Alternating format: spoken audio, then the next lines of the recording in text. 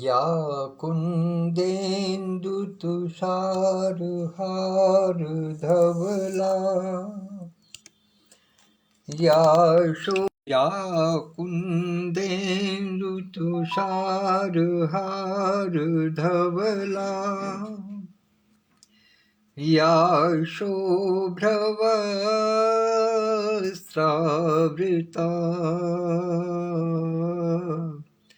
या वीणावरदण्डमण्डितकरा या श्वेतपद्मासना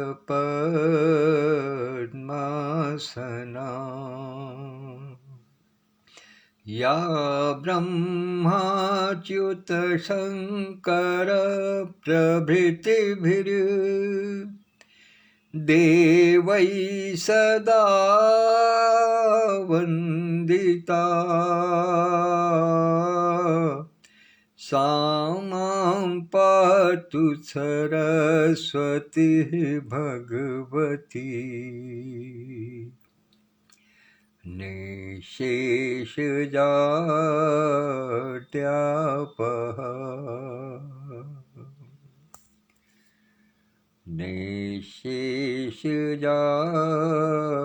निःशेषजाड्यापः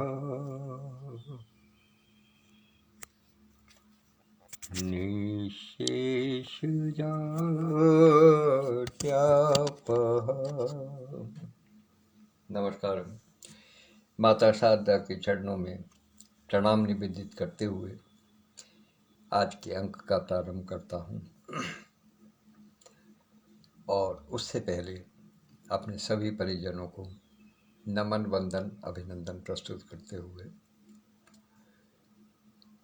सभी के लिए सुख स्वास्थ्य और समृद्धि की कामना करता हूँ।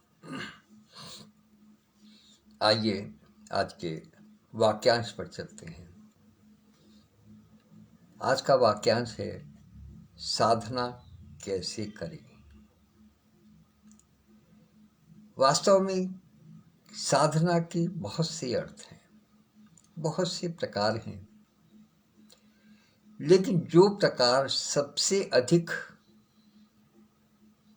विश्वसनीय है या कहिए जिससे कि साधना के महत्व का पता चलता है, आज हम उस पर चर्चा करने का प्रयास करेंगे। शाब्दिक अर्थों में देखा जाए तो किसी कला को साध लेना वो भी साधना कहलाता है। अपने शरीर को सुगठित सुव्यवस्थित पूरे जीवन भर रखना वो भी तन को साधना कहलाता है। संत पुरुष महापुरुष अपने मन को साधते हैं, क्योंकि मन का साधना बहुत कठिन है, मन का स्वभाव चंचल है, तो उसको साधना बहुत कठिन है, तो वो भी एक साधना कहलाती है। एक साधना होती है ईश्वर की साधना, कि सुबह शाम स्वच्छ होकर के भगवान के मंदिर में बैठे उनकी आराधना करें, तो कहा जाता है कि हम साधना में हैं। एक साधना वो होती है जब हम ध्यान में होते हैं कि गुरु जी कहाँ हैं, कि साधना में रत हैं, इस समय साधना का समय है, तो वो भी एक साधना है। हम किसी कार्य को करते हैं, किसी कार्य में पारंगत होते हैं, तो वो भी साधना कहलाती है। किसी भी काम को हमने साध लिया, किसी यंत्र को बजाने में हमने प्रवीणता हासिल कर ली है, तो कहते हैं कि हमने इस यंत्र को साध लिया है। जब हम अपने गायन को, अपने गले को स्वरों के हिसाब से ढाल लेते हैं, स्वरों का उतार चढ़ाव जब हम कंठ में अच्छे तरीके से माँ वाणी के आशीर्वाद से प्राप्त कर लेते हैं, तो कहते हैं इन्होंने संगीत को साध लिया है, इन्होंने गीत को साध लिया है। जब कोई रचनाकार सिद्धहस्त सा दिखाई देता है। यद्यपि कोई भी रचनाकार माँ वाणी की कृपा के बिना सिद्धहस्त नहीं हो सकता। ये सार्वभौमिक और शाश्वत सत्य है और इसको सभी जानते हैं, सभी मानते हैं, क्योंकि इस सत्य से अलग हट करके कुछ है ही नहीं। यदि माँ शारदे की कृपा किसी साहित्यकार पर, किसी लेखक पर न हो, या किसी भी कलाकार पर न हो, या मैं कहूँगा कि किसी भी व्यक्ति पर न हो, तो उसमें एक शब्द बोलने की भी क्षमता नहीं है, एक शब्द लिखने की भी क्षमता नहीं है।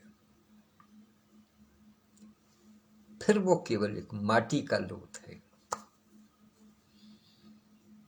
फिर वो शरीर नहीं है, फिर उसमें वास्तव में जान नहीं है। आप जानिए, बच्चा जब छोटा होता है तो क्या है, उसको ये देखा जाता है पहले कि वो रो रहा है कि नहीं रो रहा है। जन्म लेते के साथ ही ये देखते हैं कि उसकी आवाज आती है कि नहीं आती है, बोलता है कि नहीं बोलता है। यदि नहीं रोता है तो उसको रुलाने का प्रयास किया जाता है। फिर उसको धीरे धीरे शब्द समझाए जाते हैं, उसको साधा जाता है, उसको शब्दों के अर्थ बताए जाते हैं, बोलने का प्रयास किया जाता है, बुलवाने का प्रयास किया जाता है। तो वो भी अपने आप में एक साधना है। लेकिन आज मैं आपको एक साधना के उस महत्व से दो चार कराने के लिए उपस्थित हुआ हूँ, जो मुझे विगत दिवस प्राप्त हुआ। और ये सौजन्य है गायत्री परिवार के प्रमुख आदरणीय श्री राम शर्मा जी का संपादित संदेश मुझे कल प्राप्त हुआ है, जो उनके भक्त द्वारा मिला है। उसमें मुझे लगा कि हाँ, वास्तव में साधना का महत्व यदि समझना है तो इसको जानना बहुत आवश्यक है। पहले मैं इस आज के वाक्यांश को कहना चाहता था कि साधना किससे सीखें, किसी साधु संत से, या किसी बलिष्ठ व्यक्ति से, या किसी योगाचार्य से, या अपने माता पिता से, या अपने गुरुजन से, किससे सीखें? आखिर साधना वास्तव में है क्या? इस संसार में साधना क्या है? वो जो सारी साधनाएं हैं, ईश्वर की हैं, शरीर की हैं और कार्यों की हैं, वो सब अपने आप में अलग हैं। लेकिन एक ही शरीर में, एक ही व्यक्ति के अंदर हर प्रकार की साधना जब दिखाई देती है तो वास्तव में साधना का महत्व तभी पता चलता है। और वो व्यक्ति और कोई नहीं, आपके हमारे चारों तरफ ही है।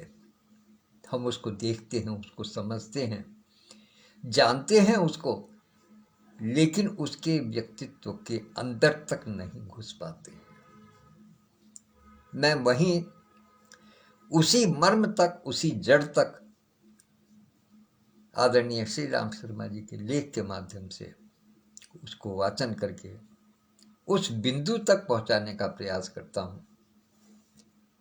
हो सकता है कि मैं किसी हद तक सफल रहूं। तो उसका शीर्षक है कि साधना अगर सीखनी है तो वास्तव में किसान से सीखें, कृषक से सीखें।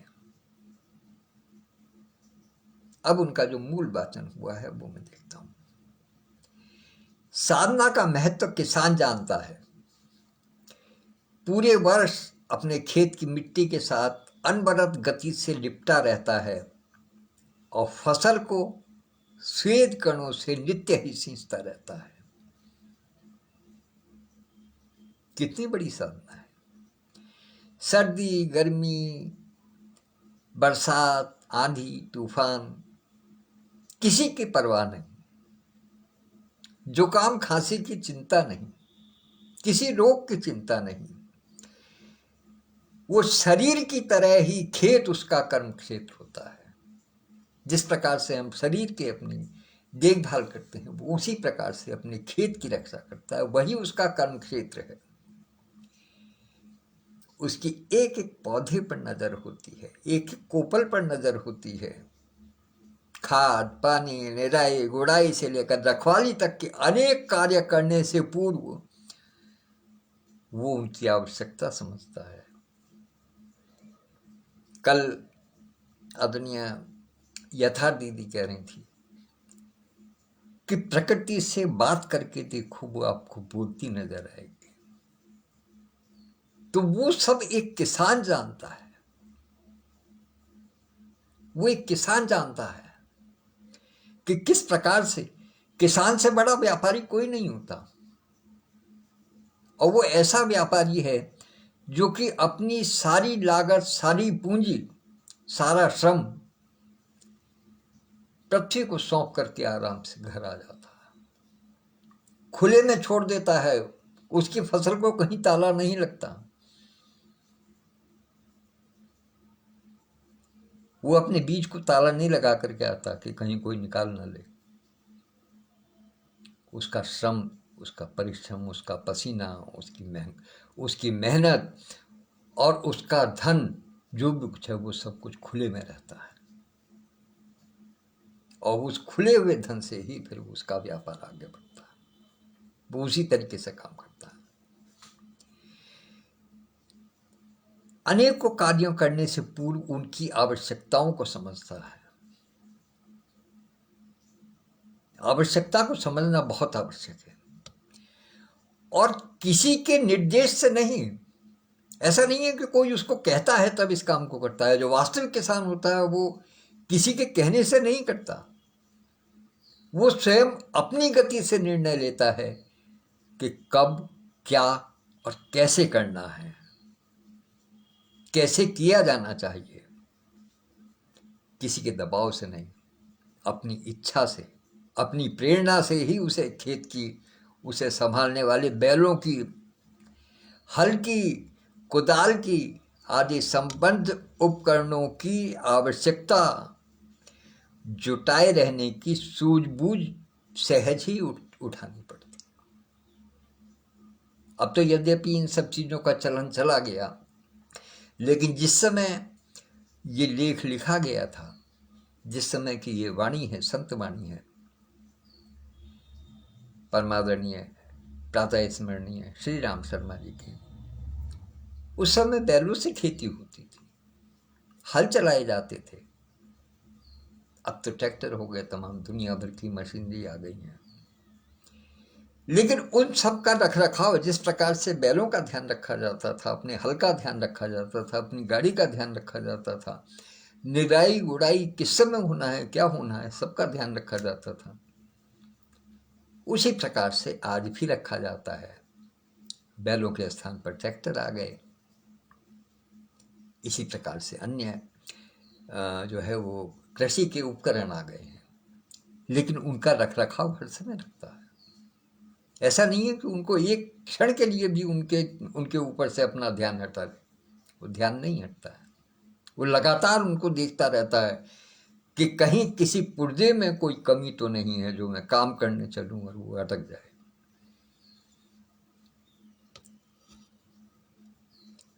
वो स्वसंचालित रूप से गतिशील होता है, स्वसंचालित रूप से, आंतरिक प्रेरणा से स्वतः स्फूर्त होता है। वो किसान है। और विशेष बात एक और है कि हम सब अपने जीवन में जब किसी कार्य की साधना में जुटते हैं तो निश्चित रूप से हम भी अपने लक्ष्य पर ही पहुंच करके दम लेते हैं। हम जब लेखन में उतरते हैं तो प्रयास करते हैं कि कील कांटा हर प्रकार से कील कांटे दुरुस्त रहे, उनकी साधना करते हैं। लेकिन जो किसान होता है, हम कभी कभी थक करके रुक जाते हैं, कोई व्यवधान आ जाता है तो हम रुक जाते हैं, लेकिन किसान बिना थके, बिना ऊबे और बिना अधीर हुए ये सारे काम करता है। तभी आज का श्रम कल उसे फलप्रद होता है। आज का श्रम तभी उसे फलप्रद होता है। इसका आग्रह उसे कभी नहीं होता। विशेष बात यह है कि वो अपने सारे फल, सारे कर्म हर प्रकार से स्वतः स्फूर्त होकर के सारे काम करता है। लेकिन मैंने जैसे पूर्व में निवेदित किया कि वो उसका सारी चीज जो है वो खुली हुई है, कहीं कोई ताला नहीं है, तो वो किसी से आग्रह नहीं करता। उसका कोई आग्रह नहीं है कि फसल उसने बीज उसने डाला है तो उसकी फसल होगी ही होगी या अच्छी ही होगी। अपनी तरफ से प्रयास पूरा करता है। इसी का नाम साधना है। फसल अपने सब पर पकेगी, अपने समय पर पकेगी। फसल क्या तुरंत बीज डालते के साथ ही नहीं पकती, अपने समय पर पकेगी और तब तक उसे धैर्यपूर्वक प्रतीक्षा करनी होगी। तब तक धैर्यपूर्वक प्रतीक्षा की जाती है। ये जानने के कारण अनाज की ढेरी कोठे में भरने की आतुरता भी उसे नहीं होती। ऐसा नहीं है कि वो रोज जाकर के देखता है कि हाँ आज हो गया, आज हुआ, कितना बड़ा हुआ, क्या हुआ। देखभाल होती है अपनी खेत की फसल की, वो बात ठीक है, लेकिन वो आतुरता नहीं है कि वो बस उसको फसल को तुरंत अपने घर तक पहुंचा दे। और दूसरी चीज एक और है, एक और आकलन छोटा सा है कि इतने मन अनाज निश्चित रूप से होना ही चाहिए, या इसका फल इतना हमें प्राप्त होना ही चाहिए, इसका आग्रह उसके मन में कभी नहीं होता। यह गीता का सिद्धांत उस पर लागू हो जाता है कि कर्मण्येवाधिकारस्ते मा फलेषु कदाचन। कर्म करने का अधिकार है उसका, परिश्रम करने का अधिकार है उसका, श्वेत बहाने का अधिकार है। फल की चिंता नहीं करनी है। फल ईश्वर उसको कितना देगा, कैसे देगा, उसने तो अपना सारा परिश्रम कर दिया, लेकिन फिर भी कभी कभी बाढ़ आ गई, सब कुछ बह गया। कोई जंगली जानवर आ गया, वो पूरी फसल को रौंद गया, या सूखा पड़ गया, कुछ नहीं हुआ, उसका सारा परिश्रम बेकार हो गया। लेकिन वो उस समय उसके लिए कुछ समय के लिए अधीर होता है, लेकिन फिर नए सिरे से फिर उस कार्य में लग जाता है, फिर उस साधना में रत हो जाता है। ये किसान की विशेषता है। हम कभी कभी अपनी बात करें, मान लिया हम कोई रचना कर रहे हैं, मैं साहित्य प्रेमियों की बात करूंगा, मान लिया कोई रचना कर रहे हैं, लिख रहे हैं, कहीं किसी स्थान पर जाकर के ऐसा लगा कि कुछ गड़बड़ हो रही है, ये ठीक नहीं हो रही है, ये छंद में नहीं जा रही है, या इसको छंद में बांधना बहुत मुश्किल हो रहा है, तो हम थोड़ी देर प्रतीक्षा करते हैं और उसके बाद में फिर उसको, उस कागज को मिट्टी बना करके और डस्टबिन में फेंक देते हैं। और कब दोबारा से करेंगे, देखते हैं, करते हैं, फिर वो विचार नहीं आते। साधना फिर नए सिरे से की जाती है। इसी प्रकार से किसान भी मान लिया जब उसकी फसल कहीं खराब हो जाती है या कोई किसी कारण से उसको अपेक्षित फल नहीं मिलता, तो वो बहुत थोड़े समय के लिए, हम लोग कभी कभी बहुत लंबे समय के लिए अवसाद में चले जाते हैं, लेकिन वो किसान वो नहीं, उसका तो एक साइकिल है, उसका तो एक चक्र है फसल का, उसे तो उस चक्र के अनुसार ही कार्य करना है, उस चक्र के अनुसार अपना परिश्रम करना है। उसके लिए संभव नहीं है कि इस बार अगर उसकी फसल खराब हो गई है या ये एक धान की फसल मान लिया खराब हो गई है तो वो समय आने पर गेहूं की फसल न बोए, संभव नहीं है। उसे पता है कि उसे अगली फसल बोनी ही बोनी है, हर सूरत से बोनी। जबकि हम कितने दिनों तक एक रचना का मान लिया, यदि मूड नहीं बना तो नहीं बना, ठीक है, पता नहीं कितने दिनों तक नहीं लिखेंगे, कोई जरूरी नहीं है। साहित्य की साधना करते हैं, लेकिन ये आवश्यक नहीं है कि हम प्रतिदिन किसी रचना हमसे हो, कोई आवश्यक नहीं है। किंतु अन्न जिस दिन देश का किसान नहीं उगाएगा, जिस दिन वो अवसाद में चला जाएगा, जिस दिन वो अपनी साधना से मुंह मोड़ लेगा, उस दिन देश नहीं पूरा विश्व भूखों मर जाएगा। वो अन्न देवता का सम्मान करना जानता है, और हम सब जानते हैं, जगह जगह कहा जाता है, लेकिन फिर भी लोग बाग नहीं मानते हैं। कहा जाता है उतना ही लें थाली में, व्यर्थ न जाए नाली में। किंतु क्या वास्तव में ऐसा हो पाता है या ऐसा कर पाते हैं?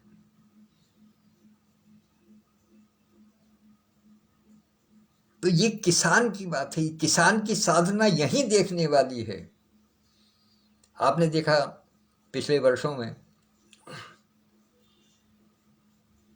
कितने किसान के आंदोलन हुए। ये राजनीति से प्रेरित बात नहीं है, मैं बिल्कुल स्पष्ट रूप से कहता हूँ। कितने किसान के आंदोलन हुए, कितने कितने तांडव मचे सड़कों पर, कितने कितने धरने हुए, अनशन हुए, सभाएं हुई, रास्ते बंद हुए, सब कुछ हुआ। लेकिन क्या कोई आदमी भूखा मरा? साधारण जनमानस कोई भूखा मरा नहीं, क्योंकि जो बैठने वाले थे वो और थे, जो किसानी कर रहे थे वो अपनी किसानी कर ही रहे थे, वो अपनी साधना में रत थे। तभी उन्होंने अन्न उपजाया और पूरे भारतवर्ष को नहीं, पूरे विश्व को उन्होंने पहुंचाया।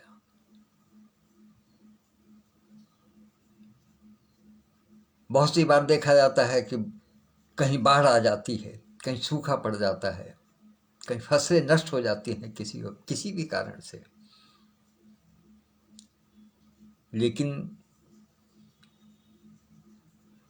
क्या फिर कोई भूखा रह जाता है? क्या इतना अनाज नहीं पैदा होता फिर भी कि सबका पेट भर सके? भाव ऊपर नीचे हो सकते हैं, वो एक अलग विषय है, वो डिमांड सप्लाई की बात है, वो अर्थशास्त्र का विषय है। लेकिन यदि कोई चीज हमारे पास है, हमारे पास 10 रुपए हैं, तो हम 10 रुपए खर्च करने की क्षमता रखते हैं। और यदि हमारे पास एक भी रुपया नहीं है जेब में, तो हम क्या खर्च करेंगे? इसको इस रूप में देखिएगा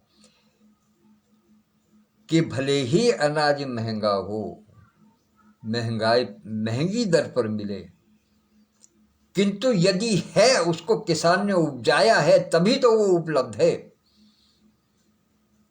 वरना यदि किसान ने उसको न उपजाया होता तो सैकड़ों और हजारों की बात नहीं, लाखों देने पर भी प्राप्त नहीं होता। जब कोई चीज है ही नहीं तो उसका वो कहां से प्राप्त होगी? ये साधना है किसान की। इस महत्व को समझना होगा। हम साहित्यकार रचना नहीं लिखेंगे तब भी चल जाएगा, लेकिन यदि किसान किसानी छोड़ देगा, वो अपनी किसान की साधना छोड़ देगा, वो अपनी साधना छोड़ देगा, तो सबके भूखों मरने की नौबत होगी।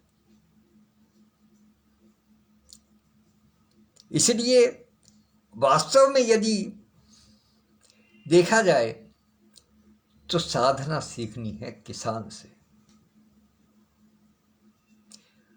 किसान कभी भी लंबे चौड़े मंसूबे नहीं बांधता, वो बस अपने कार्य में रत रहता है, उसको जो मिल गया उसमें संतुष्ट। मान लिया किसी किसान को कम उपज हुई है, तो वो क्या करेगा, उसको कैसे बढ़ाएगा? बढ़ा तो नहीं सकता ना, तो जो उसको प्राप्त है, उसका सबसे बड़ा सिद्धांत ये है कि जो प्राप्त है वो पर्याप्त है। संतोष सबसे बड़ा गुण है किसान का,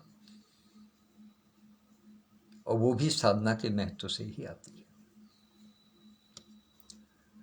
मनोयोग पूर्वक सतत श्रम की साधना चलती रहती है उसकी।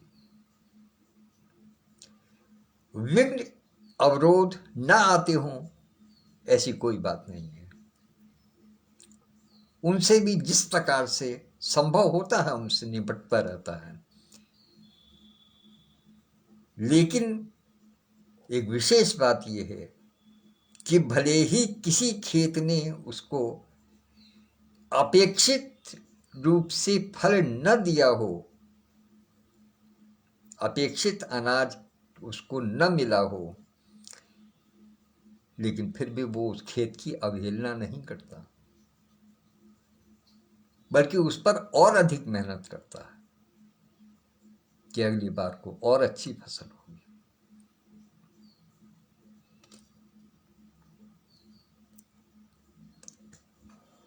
कभी भी उसकी आवश्यकताओं को पूरा किए बगैर चैन से नहीं सोता। वो किसान है। और हम क्या करते हैं कि हमारी यदि किसी से अपेक्षाएं पूरी नहीं हुई तो हम उसको धुतकार देते हैं, उससे गाली गलौज पर उतर आते हैं, उसको बुरा भला कहते हैं। कुछ ना भी करें तो कम से कम अपने मन में उसके प्रति मैल बांध करके बैठ लेते हैं। किसान ऐसा नहीं करता। जो उसको जो भी कुछ मिलता है उसके लिए ईश्वर को धन्यवाद देता हुआ अपने घर चला जाता है। उसने ये कभी सोचा ही नहीं कि उसको कितना अनाज मिला है खेती से। जो मिला उसमें संतोष करके अपने घर चला जाता है। उसको असंतोष से कोई कारण नहीं है। यही किसान की साधना है, जिसे वह होश संभालने के दिन से मरण पर्यंत सतत निष्ठा के साथ चलाता रहता है। न विश्राम न थकान। एक अंतिम सूत्र देने का प्रयास करता हूं। न विश्राम न थकान, न ऊब न अन्य मनस्कता। साधना कैसे की जाती है और साधक को कैसा होना चाहिए, ये किसान से सीखा जा सकता है। हो सकता है मेरे बहुत से साथी इस बात से पूरी तरीके से सहमत ना हो, क्योंकि उनकी निगाह में किसान की साधना से अलग भी साधना हो सकती है। निश्चित रूप से हर व्यक्ति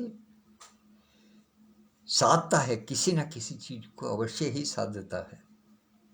वो साधना है, ईश्वर की भी साधना करता है, कलम की भी साधना करता है, वाणी की भी साधना करता है, समाज की भी साधना करता है। समाज को भी साधना बहुत आवश्यक है।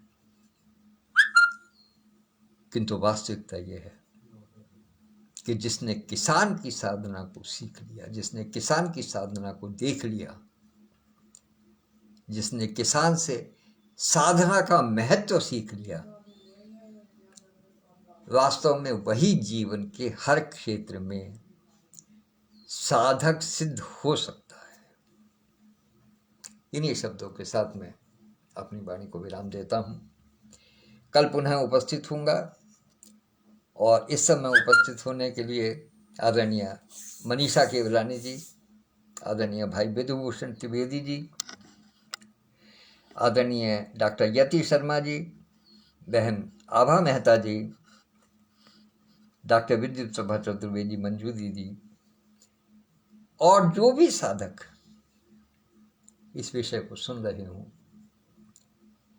इसमें हो सकता है, चूँकि बहुत ही गूढ़ विषय है, हो सकता है मेरे कहने में, मेरे वाचन में या मेरी प्रस्तुतिकरण में कहीं कोई त्रुटि रह गई हो,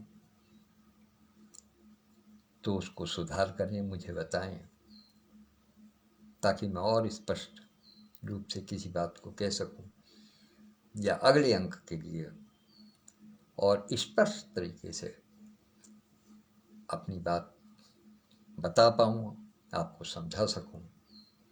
तो इन्हीं शब्दों के साथ में अपनी वाणी को विराम देता हूं, और जो भी देख रहे हैं या जो बाद में देखेंगे, उन सब के लिए हाथ जोड़कर आभार, धन्यवाद प्रस्तुत करता हूं। यही वाचन अभी थोड़ी समय बाद YouTube पर मिलेगा, उसको भी अपना आशीर्वाद दें। यदि सब्सक्राइब नहीं किया है तो कीजिएगा। धन्यवाद, नमस्कार, कल फिर मिलते हैं।